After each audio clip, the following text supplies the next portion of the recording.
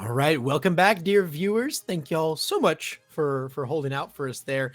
We are super refreshed up and super ready to bring this super exciting finals commentary, man. We have Crow and Crow takedown. We've got Jose Norono versus Andrew Bolin. This one, I hope you guys have already popped your popcorn. I hope you're super comfy because, man, if you leave for just a second there, you're going to miss all the action. This It might is a just be blink over. and you'll miss it finals. And yeah, it might just be over by the time you get back. Yeah, it looks like Andrew's got no, it looks like Jose's got the seed here going Right. first in game one, going to be absolutely massive. Yeah, I mean, these guys have, as Tokoyami players, wasted no time across these last 2 days getting through their games and getting all the way to the finals. So, Cameron, I don't think we should waste any time ourselves getting into this finals itself. Let's get to it. Yeah. So, a fun history lesson for everybody who didn't know last time. Bear Bryant, I'm pretty sure, 99% sure, finished in the same sixth place seed that Jose finished in order to get to go first in his last round as well. Will Wow. is it set 3? All you need to do is get sixth place in Swiss and you win every nationals? Yeah, Swiss champ, overrated. Absolutely overrated. Yeah, I mean, sixth place is where it's at. yeah, I mean, either way, though, I mean, a very, very high seed, right? And a high seed is gonna come in clutch. We've seen this in a lot of tournaments across the game's competitive history so far. A high seed coming in really, really clutch, especially when you've got such a really, really hyper fast deck that wants to close out games so quickly. Oh, Yeah. the 6 he's contemplating. He's contemplating. Oh, we did not go for the 6. I don't think you were supposed to go for the 6. Even committing the foundation there, committing the character there is a little rough. I was gonna say Tokoyami. Jose, we get to use the proper names. Yeah, no more Jose Tokoyami. has an incredible attacking turn coming off here with double Stronger in Darkness, Crow and Frog getting to commit these 2 foundations, then re-ready one. Yeah, this is going to be pretty intense. That's Yeah, for sure. we've got to keep our eyes sharp here because this could just be over right here, right now, depending on the Yeah. moves that have found their way into Jose's hand here. So we're trying to figure out what the second card that we wanted to commit is. Obviously, it's the Chivalrous, right? It's a little too early to gift my opponent a card for me to draw a card unless building is what is on the docket. But it looks like Right. swinging is our plan here. Re-readying our character, making the cards don't count towards progressive. Interesting that we didn't decide to pump the stats early. We could have pumped the stats and then not have to play a Summon Dark Shadow here to force a card. Yeah, I mean, I guess that just says that we're definitely playing our Summon Dark Shadow here. Yeah. I think going this far, coming in through such trials and tribulations to get all the way here, and we've seen his skill firsthand. Jose is one of the best in the biz. I don't think that's a mistake that we'd be making at this stage in the game. At the same time, I mean, Jose is just human. We've been playing for 14 hours yesterday, 8 hours alone today. There's a lot of card games, and despite how it looks sometimes, Tokoyami is a difficult deck to pilot and to navigate, and it's those small little moves that make the difference. Oh yeah, I mean, clearly showing that we got the Twisting Azure coming in. The Summon Dark Shadow play going to be really big on this one, offering up so much extra damage. And man, Andrew Stage not looking very defensive here at all. We've got a struggling with studies, and that's it. No release. No shenanigans here. We're gonna have to be blocking any moves we're blocking here. We're gonna be blocking very, very honestly. True, very, very true. Yeah, the more cards that get committed due to the speed that's going to be on these moves, the more that of the the minus of the check that these Twisting Azures are going to offer. It's going to make, if there's any more gas in Jose's hand, we're going to start melting here pretty quick. Yeah, I mean it's not even up for debate right now. We have to be so careful about how we go through the rest of this turn, because one small mishap, one small miss sequence, and it might mean either the beginning of Andrew's backswing or the beginning of game 2. Correct. Yeah, for sure. Got a one of nature trigger coming in, so this thing is going to be all but unblockable. And if we do happen to block this move, nothing else will be blocked. Yeah, the one with nature is really big here. Pretty much says that we more than likely get to jam this massive damage move down Andrew's face, man. Yeah, seven, essentially seven mid for it looked like 11, and then the ruin Yep. coming in When on the top. breaks don't stop there, stun one Wowzers. going to be really massive. This thing is going to get so fast and so big. Probably going to see another one with nature discard coming in. If we have more moves, we're still able to play them. Also, very possible, man. If we do we see what are the odds we see a second summon Dark Shadow here? How goaded is Jose? Well, it's, man, it'd be pretty good, but this is gonna present lethal all by its lonesome. Not to mention the thought of, we have one with nature pushing through. We've got mine at that check. I mean, this moves just as fast as before, and now we even had the stun. I don't even think we need the second Summoner Shadow. I think it's actually over right now. Yeah, there's the one with Discarding the nature petty coming in. squabble. Yeah, Yeah. this is effectively a 7-speed move. The best we can do is block on what, a 7, 8, 9. We've only got 3 things to commit. Yeah, I don't think that we can pass this block under any circumstances. 7 checks a 2. Game 1 going to Jose. I mean, he went first, so I mean that makes sense to me. Let's see if Andrew can push us to a game 3 and then proceed to break serve. Yeah, Andrew's got his work cut out for him. Now he's got to try and reverse this situation, but at the same time, now he gets to go first, which again is one of the big ultimatums of the hyper aggro mirror match, especially in the Tokoyami mirror match. Yeah, for sure. For sure. The real question is, and I think what's going to win this game, truthfully, is what exists in the sideboard to interrupt what's going on in my opponent's board. Obviously, Jose had the advantage of getting to go first, getting to build, and be the first person to have an active game plan, right? I build, you build, I swing and kill you. That feels really good as the bird. But if there's any sideboard hate, any action such as I don't know, concentrate there might have been a key factor, or a something along the lines of an evil versus good, or a plus ultra. I'm naming a bunch of actions, but there's also foundations that you could be playing in order to mitigate this aggression as the chaos symbol. It's got the tools. Did we pack them in though? Yeah, the chaos symbol has just an absolute flurry of really interesting actions. I would love to see the evil versus goods come in. I recently did a deck profile with Pippa on her top 32 midnight from the most recent in-person nationals events, and they talked about that card a lot, especially in regards to a lot of the meta matchups, being able to cancel certain responses like the plus damage on Twisting Azure Inferno. Really minimal things like that, but they do come up and they could prove themselves to be very pivotal, especially in these early turn kill scenarios. Completely agree.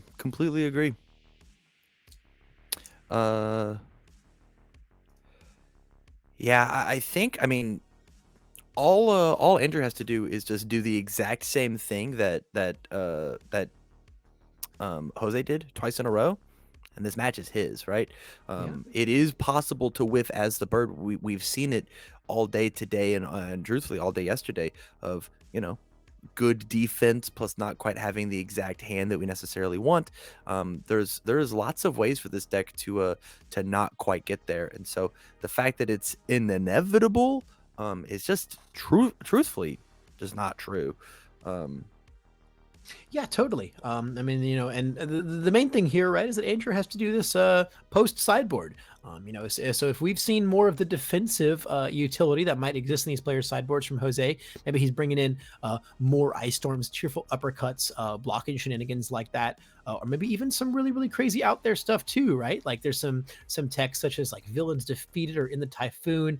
We saw it last time, but probably against Ojiro. More encouraging training partners, I'm sure, are coming in as a stat reset. Heck, Short Circuit is even a pseudo stat reset that we can utilize in the chaos symbol. There's a lot of tech at hand here that we might have to overcome as Andrew. Absolutely agree. Absolutely. Yeah, I mean, we're 3 sets into this wonderful card game now at this point, and the card pool, it's very wide, it's very vast. It's hard to think about what might be in your opponent's deck, even harder to think about what might be in their deck after they've shuffled through those 10 extra cards they get to play around with. So let's see if Andrew can overcome that hurdle, or Oh my goodness, my let's see if heart, Jose is the my man. heart. He built 4 diffs. Yeah, Holy that's cow! I horrifying. That's so stopped scary. breathing. He checks a 3 on the last 2 cards. I think the game's over, Yeah. especially if Jose has any amount of. He's building up 2 Ah, diffs he as can do well. it too. What is He can do happening? it too. But we This got the is finals and 0. nationals, guys. But we Come got the on. 0. What is going on? It's all 2 diffs all the way down. I'm pogging out What right is now, Cameron. happening? Cameron, I'm pogging out right now. Oh We wow. said, why shouldn't I go for the third one with nature? That was crazy. That was Yeah, crazy. absolutely nuts, man. I love that. I love that play so much. Reviewing the recovery time, saying goodbye to the almighty recovery time, and going into what's hopefully going to be our first big attack turn of this game, and maybe even our only one if we play our cards right. Yeah, double one when nature says anything we want to be unblockable, it certainly will be. But Yeah. we're losing a bunch of cards in our hand. Yeah, the double committal here is going to be pretty massive. We are also sporting an irrefutable force of nature right on Jose's board, so the ability to instantly turn one of these one with natures offline is going to be pretty valuable. True. Even if it's like, you play one with nature, it essentially says discard a card for +1 or plus 2 speed, +2 damage. I mean, that's better than Midoriya 2 stats, right?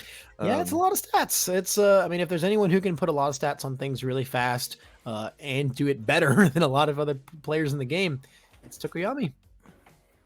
No one quite pumps the numbers like this guy. True. And as soon as we have oh, Oh no. oh no. Oh no. Oh my goodness. The finals disconnect. I'm in shambles, Tamron. Oh, Tamron, this is devastating. That's it. That's game. Yeah, that is going to be a super unfortunate finals game loss. And I mean, with Jose up a game, that's going to be it for the round. A super unfortunate DC on Andrew's end, but them's the rules, and we've got to be strict about them. We've got to give that victory to Jose here. The finals round ending a little quicker. I mean, we thought it was going to be a quick one, right, Tam? But this proving the unfortunate disconnection issues proving to be even quicker than we had anticipated. And that, guys, is one way or another leading Jose to be your online national pro hero tournament champion with his and only his, all by himself, Chaos Tokoyami deck.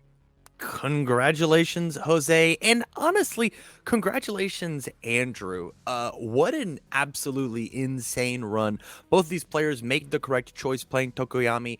They piloted exceptionally well. Unfortunate, we had a small technical difficulty for the game to end a little anticlimactically, but I'm sure that these two players are going to play it out on their own time at another point, and it's going to be they're going to play one hell of a game. So congratulations again to them. Congratulations to all the top 32, the 8 players that made it into to Worlds, and honestly, to the other 250 amazing competitors that played this weekend. Man, what an insane weekend we had. What a blast. Yeah, this was so much fun. We saw so many cool things back and forth. The midnight games, the Ochako games, so many dark horses in the runnings, and then just seeing the absolute best players in the room, all piloting some of the best decks in the room, just provided us with so much interesting and intricate gameplay, leading us to find really, really cool lines and really cool plays to just absolutely wow at, even when it's matchups that we might have already seen before. Just so many mind-blowing plays that I feel like I'm going to be going over and reeling over and thinking about for days to come, probably leading all the way up to Worlds, if I'm honest, Cameron. Yeah, it's going to be amazing. I'm excited to see how the metagame breaks down. I'm excited to see. I mean, this was our global online nationals. We've got UK and Oceanic nationals happening here in the next couple weeks. It's also going to be amazing. But for now, we're going to take a small break. We are going to get on an interview with Jose, see how he feels about his win. Excuse me, your national champion, Jose Narono, get his feelings on the event. And with that, we will be right back.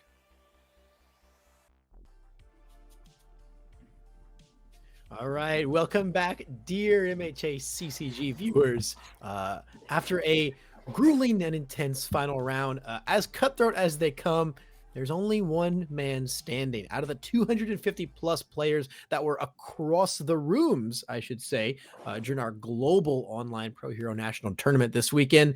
One man, one singular wood man has been remaining at the top. And guys, it's none other than, you know him, you love him, of Unfun Stuff, Jose Narono. Jose, big congrats, man.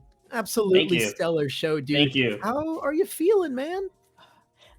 This is gonna sound really dumb. I'm really happy I got to defend the title again. Yes.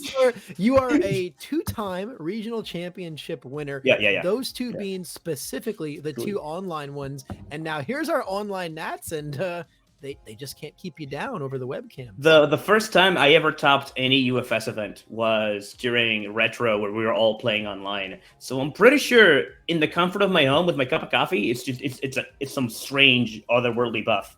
I don't know what I traded for this power. Clearly, I lost something in this deal, and eventually it's gonna come get me, right?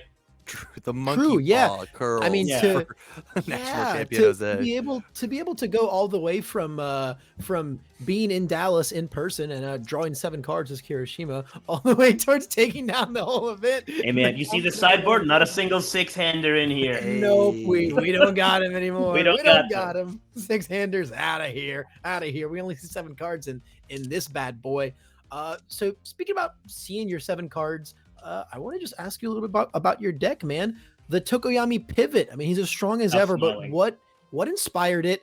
What brought the inspiration to it? And why did you think it was the pick for this tournament, man? Tell me about it. Jose, I'd love to know what inspired you to play this deck. Hold on. You would love? Oh wait, no, you are here. You would? I'm gonna start off by not inflating his ego. I have always loved Chaos Bird. I have. From the very beginning of set 1, I have always loved Chaos Bird. But I would play a version that in set 1 aggro, you couldn't really do very much unless you drew 6 attacks and one of them was Ruin. Right? So I would feel forced to turtle, to block with my free mid block, to just defend, to do back-to-back. And then in one turn, I just go wham. Right? Wham. And then I stopped playing that because it wasn't fun to play against someone that's just turtling with chaos defense. And a lot of times it took too long to actually get there, so I stopped playing Bird because Bird got really aggressive under fire. You know, Daniel Lessa was doing things with it. It's fine. Tim Key was doing things with it. It's fine. One with Nature comes out. Game changer. Things are different now. Petty Squabble comes out. Let's go. I built a Petty Squabble combo deck. I love it so much. It's so cool. It's so great. Tam shows up with an actual war crime of a deck to National. Okay? Not even to Nationals, to our provisional here. It is legitimately messed up. He still lost to Kirishima anyway. We get it. That matchup's hard. But regardless, I wasn't playing Indiscriminate Shock. I wasn't playing it. He wasn't playing Indiscriminate Shock. You got me there. That card is so good. So we go to Nationals, and I could be trying to play Kirishima too. I could be trying to play Tokoyami, which I legitimately feel is one of the strongest decks in the format. Especially Tam's build, because it's chaos with enough defense. I love all the little defensive pieces you have here with enough aggro. But I chose to play Conway Woods because he's my boy, and I wanted to play him for the same reason I played Wen in Standard. And then it comes to the online one, and I'm like, okay, I don't think I can play Conway defense for 70 minutes for 7 rounds. Even in the comfort of my own home, that's a lot. It's extremely taxing. Yeah, Yeah. that's a 2 cups of coffee day, especially over webcam. You know, there's so many. It's so much harder to keep track of things here and there. It's an experience that asks a lot more of you. The pivot towards aggro is extremely understandable. Yeah. And I played aggro the last 2 online events, if you might recall, aggro Asui and aggro do. Toga. So it fits with the theme, and I'm like, Mhm. I do love me some bird, and it is the best deck in the room. It's So the let's best go, deck let's in the play it. room. Yeah, I mean, listen, I cannot disagree with you, Jose. You've been sitting in this exact chair, in this exact spot on the stream so many times now, celebrating so many wins now. Going, I mean, just told us about your narrative itself, right? It's been constructing over the course of event versus event, Yeah. over event. The story just writes itself, man, and it's great to see you having no interest in slowing down. Thank you, guys. Yeah, it was a crazy event. A lot of aggro, a lot of defense, a lot of long rounds. What were some of you guys' like favorite moments from stream? Man, when you did the double irrefutable to seal both learning the standards, blew my mind. Blew my mind. Tam sat there and called that play for play, and I was like, does Jose see it? Is he the GOAT? Boom. Instantly. In my mind, I called that the Tim Keefe too. It's like The Tim, guys, you heard it here first. That is Seal one, the Tim seal one. Keith seal one, too. seal one. That's yeah. funny. Get outta That's here. Very funny. The play the summon Dark Shadow to give your block check +3, struggling to pick it back up. Too cool. You actually just like flabbergasted me with that. That play, is my man. favorite play that you can do with this deck, and it so rarely comes up because you just need to have these specific pieces out, and I love it so much. Yeah, the deck has got a lot of nuance to it. No matter like how powerful it is and how powerful and some would say bird-brained it is. There's a lot of things that you have to actually sequence correctly and things you need to navigate. It makes sense that you won and Barrett won, like two amazing competitors, to the point where and I know you will disagree, Jose, I think you're the competitor of the year, man. You have 2 regionals under your belt. You won nationals. That's it, man. The closest person to you accolades wise is Kevin Broberg, who won 3 regionals. And that's not 2 regionals and a nationals, man. I think you're competitor of the year. Thank you.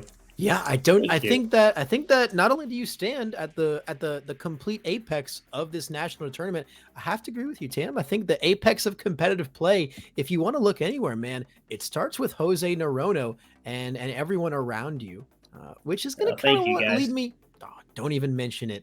Don't even mention it. Thank you, Jose, for giving us just the amazing sets of games to commentate across this weekend, being such an amazing presence in not only our individual lives, but also in this community and in this competitive landscape. For I know so many people, and I know there's so many people who would love to express that same thanks to you. You should shout them out, buddy. The stage is yours, man. Who do you want to give the love to? I have to give a big shout out to everyone that loves the FUTA21 meme. It makes me so happy every time. Ever since Stam laid out the truth down to the people that there are 2 men in this world, me and FUTA21. It's been the greatest meme. I'll be honest. To the point where when I see I just see FUTA21 smiling smugly with a gun. I want to give a shout out to Bromley every time, always support on fun stuff. He taught me this game, to me a newbie, 5 sets ago, and I just really have to appreciate everything he does for me, for the community, for everybody involved. Shout outs to Tam, best deck in the room, despite everything. Shout outs to you guys commentating. Shout outs to my player group, everybody that helps me test, Goose. Shout outs to Barrett for editing the list a little bit after nationals. Shout outs to me for not taking Tim's advice and maining the card that I cited out every single time, Freezer Burn. And congratulations to everyone that got top 8 that wasn't on points and gets to go to Worlds now. Yeah, it's gonna be a blast. We have 2 more events to figure out who the rest of the 32 players are getting into Worlds, and then the grind begins. I guess my big last question for you, and then we can cut it. How do you feel about the format as a whole? Right, we hit 32 players, a ton of diverse decks, not just from this past weekend, but this weekend. But we did have, the A list, essentially win, right? We have Barrett's list that won last weekend, and then you played like a subversion of that list, changed like 6 cards.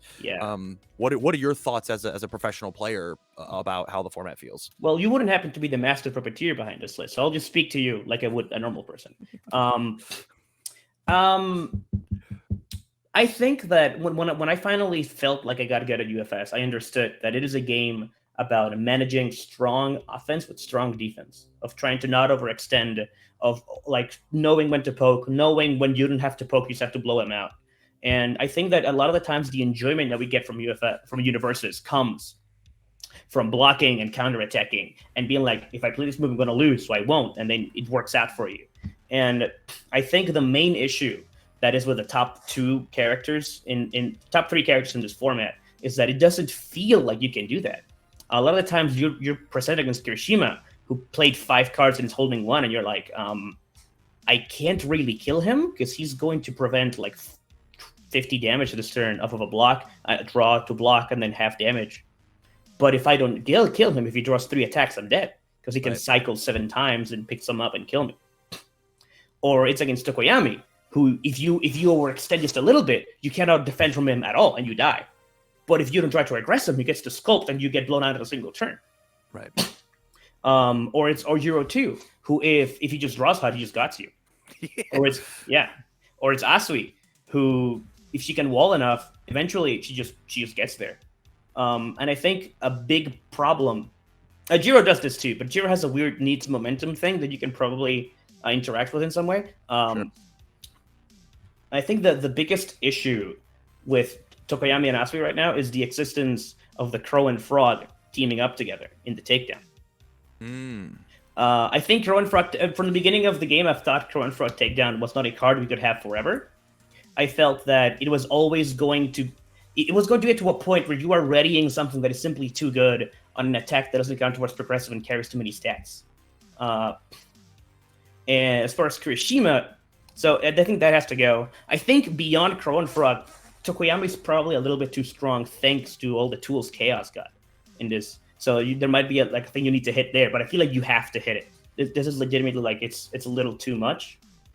And I do think that as far as Kirishima is concerned, he needs to find a way to prevent him from readying 4 foundations over the course of a turn while he's attacking you, right? Yeah. So something probably has to be done about that. Which wise words, man. Yeah. Wise words. I think that the format is good. The format's not perfect, and I think we all can agree with that.